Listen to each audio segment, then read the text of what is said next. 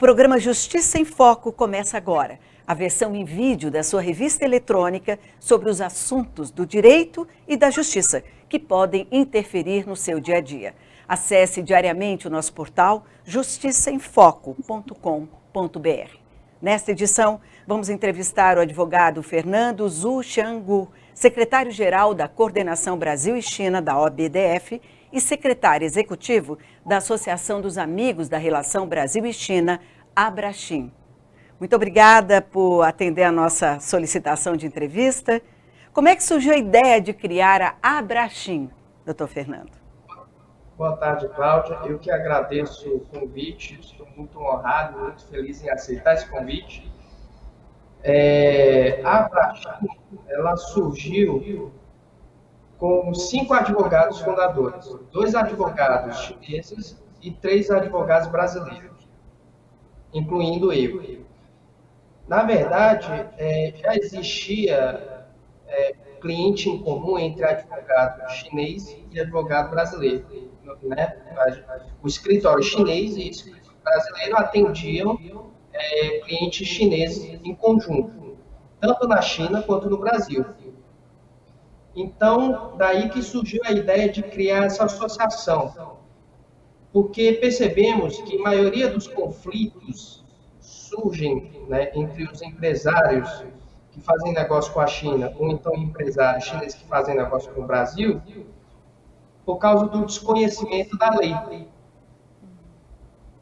Então, esses conflitos surgem com desconhecimento jurídico e desconhecimento cultural. Eis então que decidimos criar uma associação, estabelecer uma ponte entre empresários e advogados brasileiros e chineses, para justamente sanar essa dúvida. O senhor falou sobre as questões culturais que muitas vezes, claro, pegam nesse acordo ou nesses acordos. Os senhores já promoveram eventos jurídicos para tentar alinhamentos?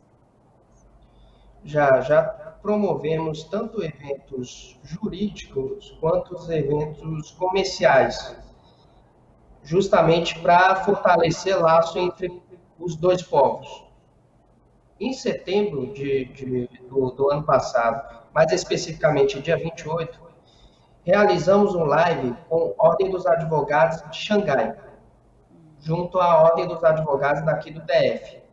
Nesse encontro participaram advogados brasileiros e chineses, juízes brasileiros e chineses. E discutimos exatamente as diferenças e semelhanças entre a legislação trabalhista durante a pandemia. Além desse encontro, realizamos um live esse ano com a Câmara de Comércio de Xangai e a Associação Comercial daqui do DF. E também tivemos muito sucesso. A secretária de Turismo, a Vanessa, participou. As autoridades lá de Xangai participaram também, dentre elas tinha a Secretaria de Desenvolvimento, Chen Miao participou também. Além disso, conseguimos também estabelecer uma relação muito boa entre o governo de Tocantins e a Embaixada da China. Um live que realizamos recentemente. Promovemos encontro entre o governador de Tocantins e embaixador chinês. E quais são as principais demandas? Porque a gente sabe que a China é o principal parceiro econômico do Brasil. Quais são as principais ou as maiores demandas? Porque a gente sabe que pela ordem de interesse econômico é soja, minério, petróleo. E nessas conversas dos senhores, o que é que vem mais à baila nessas negociações? Na verdade, negociações elas existem de vários tipos. É difícil estabelecer qual que tem mais, qual que tem menos, né? Mas em várias negociações que participamos, a função da Abrachim é criar um contrato de modo que se enquadre no direito chinês e no direito brasileiro, para ambas as partes ter segurança jurídica em qualquer um dos países. Claro, porque na verdade num bom negócio, quer dizer, as duas partes têm que ser contempladas, não é? Isso, só se realiza bom negócio se o negócio estiver alinhado com a lei. Nós vamos para um rápido intervalo e voltamos com o advogado Fernando Zhu Xianggu para falar sobre as relações trabalhistas entre Brasil e China. Até já!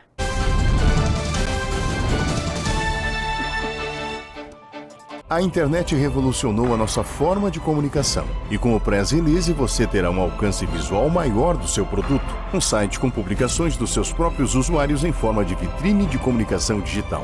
Ficou interessado? Então acesse o nosso site www.pressreleases.com.br e se cadastre ou entre em contato pelo WhatsApp. Pensando em contratar um crédito imobiliário? Então é melhor você conhecer o caminho mais rápido para a casa própria. Nós somos a Poupex. Temos 39 anos de atuação no mercado e já financiamos mais de 134 mil imóveis em todo o país. Estamos entre os agentes financeiros que mais concederam esse tipo de crédito. Você vai financiar online a sua casa de maneira prática e segura, com juros baixos e as melhores condições. Crédito imobiliário digital Poupex.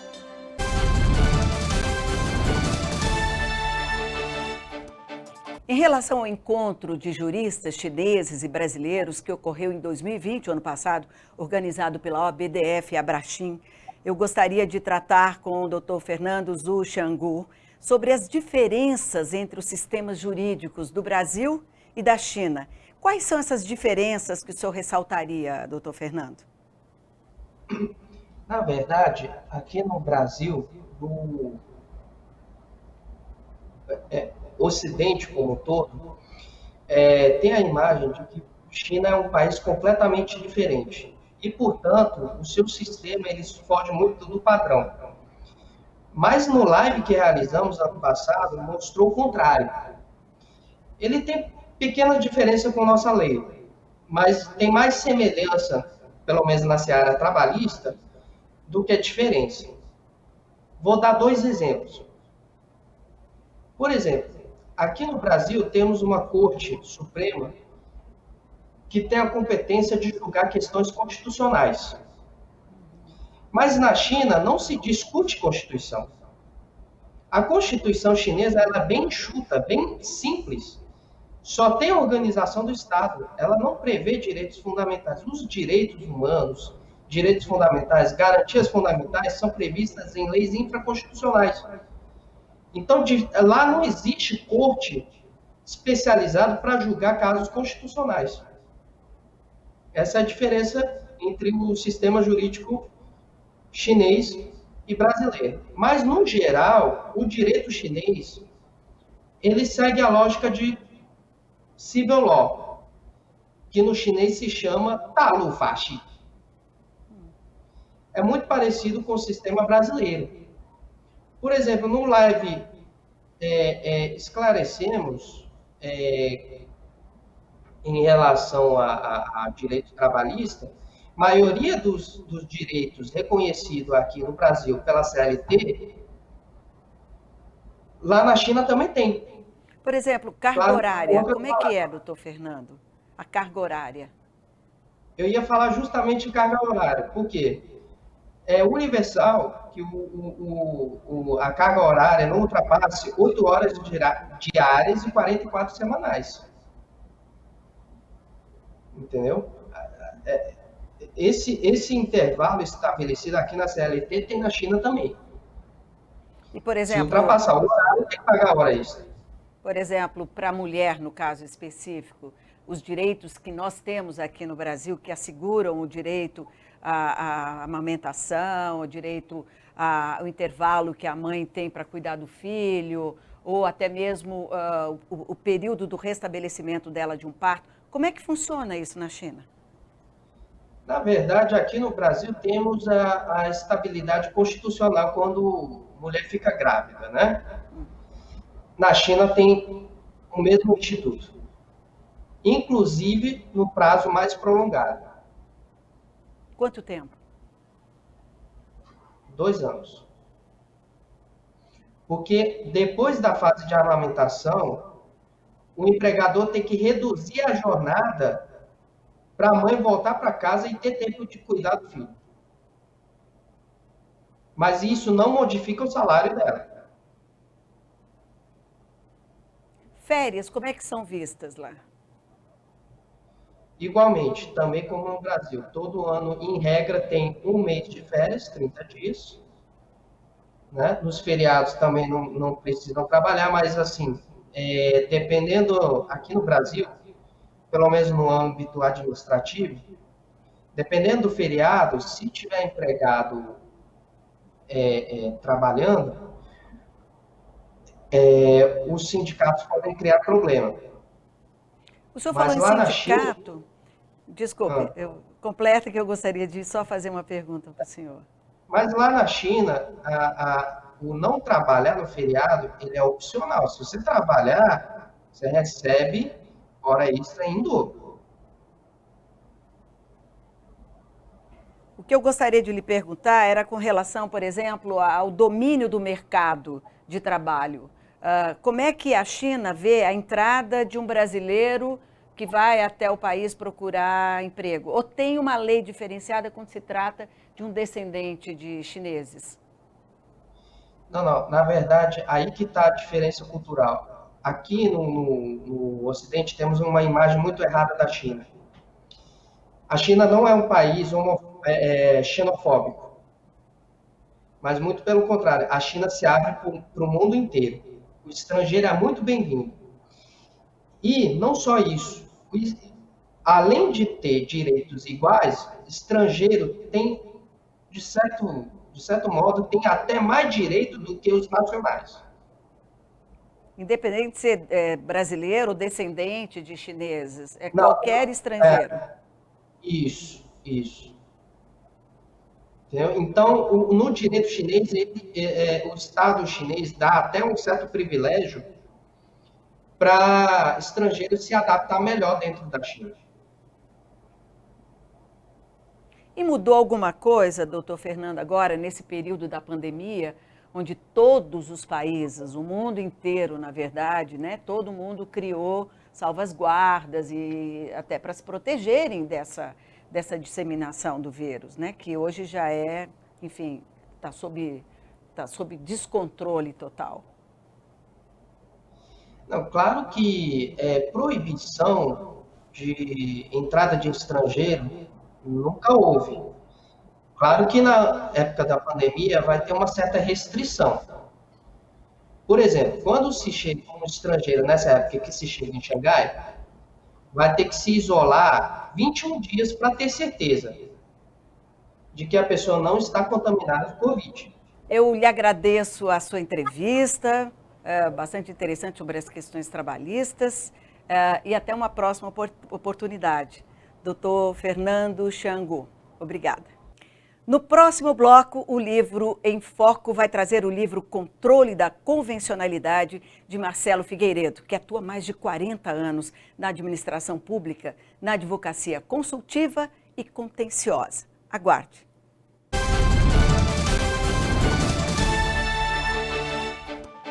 Pensando em contratar um crédito imobiliário? Então é melhor você conhecer o caminho mais rápido para a casa própria. Nós somos a Poupex. Temos 39 anos de atuação no mercado e já financiamos mais de 134 mil imóveis em todo o país. Estamos entre os agentes financeiros que mais concederam esse tipo de crédito. Você vai financiar online a sua casa de maneira prática e segura, com juros baixos e as melhores condições. Crédito imobiliário digital Poupex.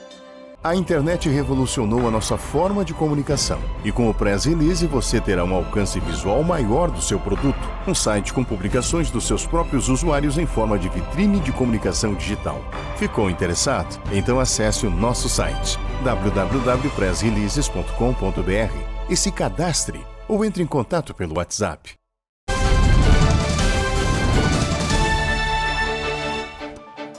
O autor do livro em Foco é Marcelo Figueiredo, mestre, doutor, livre docente e professor associado em Direito do Estado pela PUC São Paulo, professor de Direito Constitucional na graduação e pós-graduação, mestrado e doutorado na PUC São Paulo, da qual já foi diretor por 2 vezes. Integra inúmeras organizações de classe com representação internacional.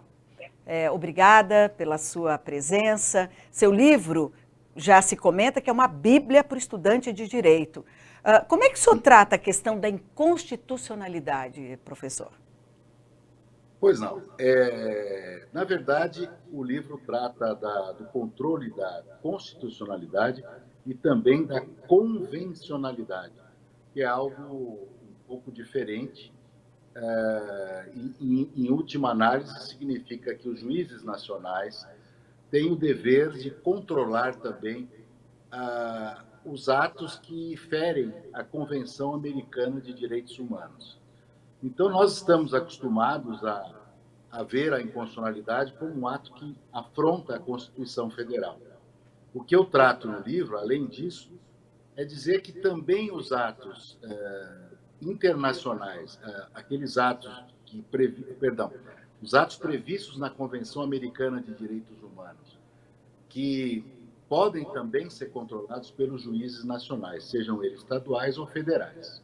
Essa é a ideia, de que os juízes são também fiscais da Declaração dos Direitos Humanos, do chamado Pacto de São José da Costa Rica. A impetuosidade, às vezes, da governança leva-se a escorregões e até ações, muitas vezes, que batem na Constituição. O senhor vê hoje algo no país, diante do atual governo, dos atuais governos, inclusive dos governadores, que lhe grita quando se trata de inconstitucionalidade? Olha, eu acho que nós vivemos um momento muito difícil, porque o Poder Executivo tem, na figura do Presidente da República, uma pessoa de difícil trato, uma pessoa de pouco diálogo, né? Vemos o Poder Legislativo, salvo raras exceções, também muito pouco pressionado pelo povo. O Legislativo acaba, vamos dizer assim, reagindo muito devagar aos anseios do povo, deveria reagir de uma forma mais rápida. E, infelizmente, o Poder Judiciário também, sempre salvo honrosas exceções, tem sido muito ativista político no sentido negativo, ao meu modo de ver. Não se trata apenas de ser o guardião da Constituição, como a própria Constituição prevê no artigo 103, que o Supremo é o guardião primeiro e último da Constituição Federal, mas também ele tem mudado muito o seu entendimento em questões já sedimentadas.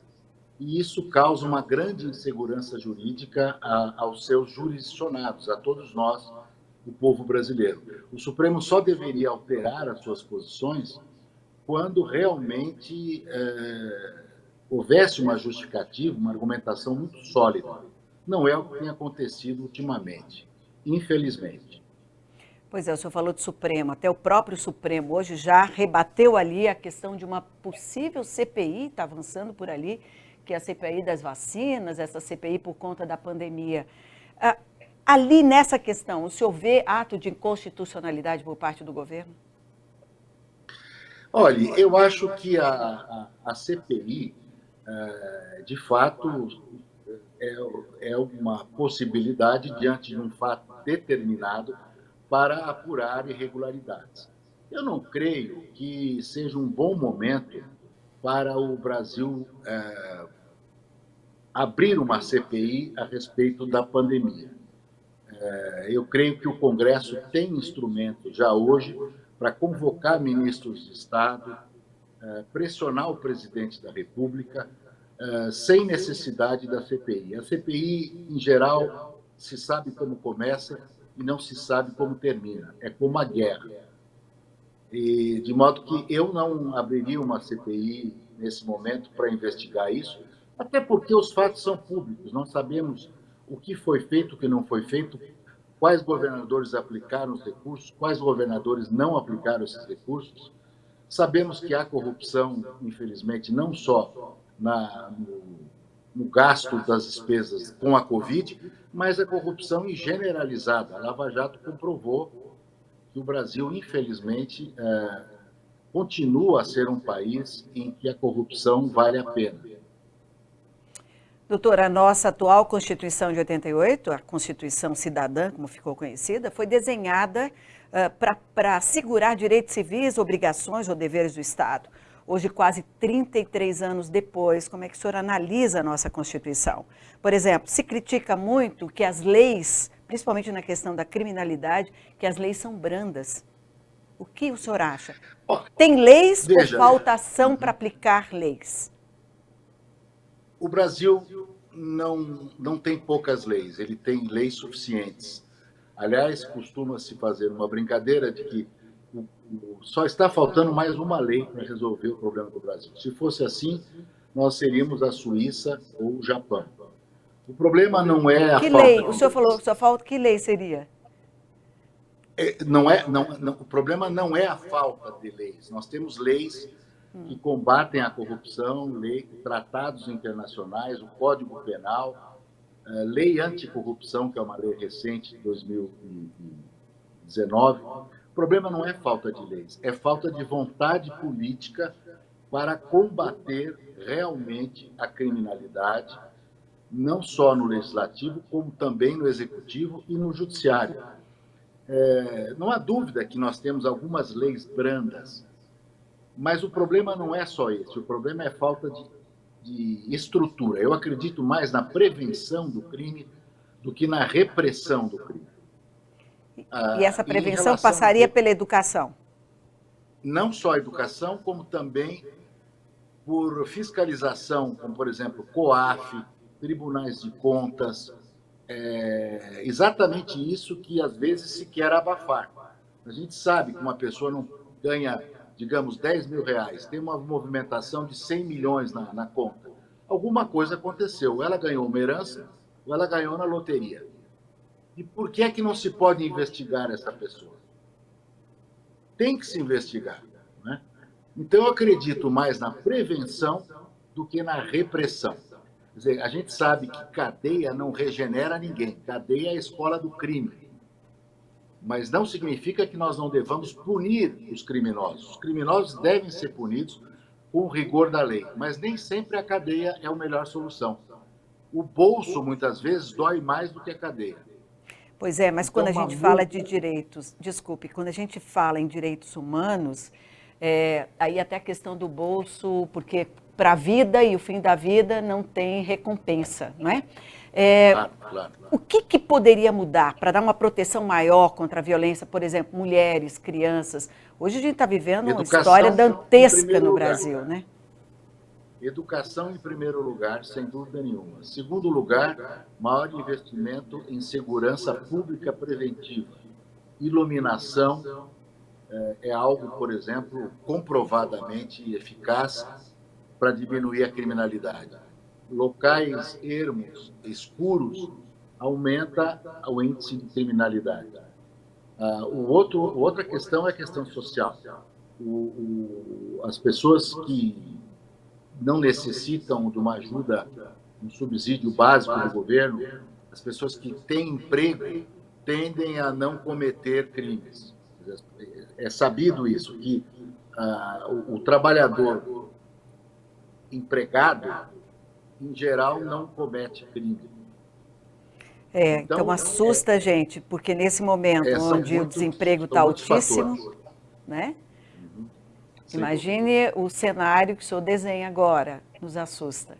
Mas eu gostaria de voltar a esse assunto com o senhor numa outra oportunidade. Muitíssimo obrigada pela sua presença, professor. Um grande prazer, muito obrigado pela atenção. Nós conversamos com o professor Dr. Marcelo Figueiredo, no Justiça em Foco, no Livro em Foco. E a nossa edição agora fica por aqui. Acompanhe nossos outros conteúdos no nosso canal do YouTube e a revista eletrônica no site justiçaemfoco.com.br. Obrigada pela audiência.